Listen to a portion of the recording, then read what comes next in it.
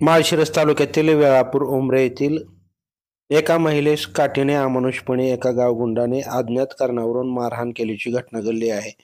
या झालेल्या घटनेबाबत उपविभागीय पोलीस अधिकारी नारायण शिरगावकर यांनी माहिती देताना सांगितलं की अकलूज पोलीस स्टेशनला 28 मेला गुन्हा रजिस्टर क्रमांक 402/25 अन्वये मारहाण, विनयभंग व जातीवाचक शिवीगाळ या अनुषंगाने गुन्हा दाखल झाला असून गुन्ह्याचा तपास चालू आहे. गुन्ह्यामध्ये घटनास्थळाचा पंचनामा करण्यात आला असून आरोपीला ताब्यात घेण्यात आले आहे. ताब्यात घेतल्यानंतर त्यास वैद्यकीय तपासणीसाठी नेले असता सदर आरोपीचा बीपी हाय होत असल्याने व त्यास हायपोटेन्शन असल्यामुळे डॉक्टरांनी त्याला अनफिट दिले आहे. काल 3 जूनला पुन्हा त्यास वैद्यकीय तपासणीसाठी नेले असता डॉक्टरांनी त्याला पुढील उपचारासाठी सोलापूर शासकीय रुग्णालयात नेण्यास सांगितले असून त्या ठिकाणी तो पोलिसांच्या ताब्यात आहे. त्यास फिट देताच पुन्हा ताब्यात घेण्यात येईल असंही ते म्हणाले.